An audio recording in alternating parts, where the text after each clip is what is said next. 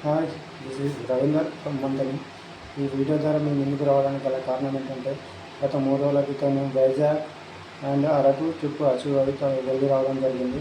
ఈ ట్రిప్లో నేను చాలా బాగా ఎంజాయ్ చేశాను. వైజాగ్ నుండి ట్రైన్లో వెళుతూ లోయలు, అరకు లోయ అందాలు చూస్తూ, ఆ టన్నల్ ద్వారా, సొరంగ మార్గాల ద్వారా వెళుతూ చాలా బాగా ఎంజాయ్ చేశాను. అక్కడ నుండి అరకు చేరాము. అరకులో కూడా మాకు 2 బస్సెస్ ఏర్పాటు చేశారు. 2 బస్సెస్ ఏర్పాటు చేసి మాకు 2 హోటల్స్ బుక్ చేయడం జరిగింది. అందులో మాకు వచ్చేసి హరిత హోటల్ ఇచ్చేశారు. హరిత హోటల్లో రూమ్స్ చాలా లగ్జరీ రూమ్స్ ఇచ్చారు.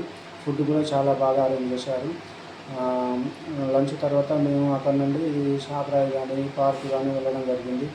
అది వెళ్ళి చూసిన తర్వాత మాకు ఆదివాసీ మ్యూజియం ఉంటుంది, దాన్ని కూడా చూపించారు.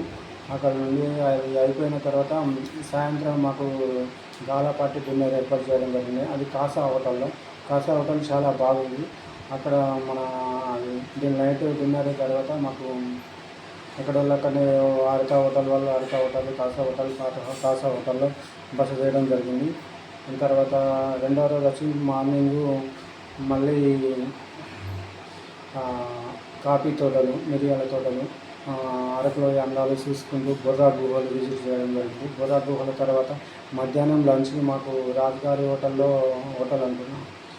రాజుగారి తోటలో ప్రొవైడ్ చేయడం జరిగింది. అక్కడ నుండి లంచ్ తర్వాత మమ్మల్ని భీమిలి బీచ్కి తీసుకెళ్లారు. భీమిలి బీచ్లో చాలా బాగా ఎంజాయ్ చేసాం.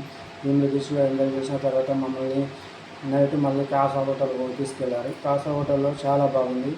హోటల్ రూమ్స్ కానీ, ఫుడ్ కానీ చాలా బాగా ప్రొవైడ్ చేయడం జరిగింది.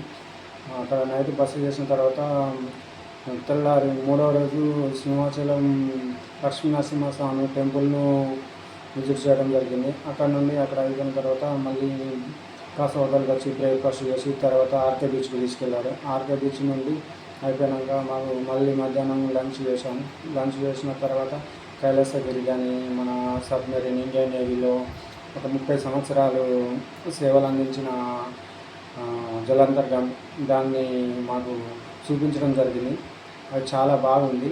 చాలా బాగా చూస్తూ ఎంజాయ్ చేశాము. ఇలాంటి అవకాశాన్ని కల్పించిన మా టీం మెంబర్స్కి మరియు మెంటర్స్కి, ముఖ్యంగా మహేష్ సార్కి అండ్ మరియు వరహాల్ రెడ్డి గారికి చాలా చాలా ధన్యవాదాలు తెలియజేసుకుంటున్నాను.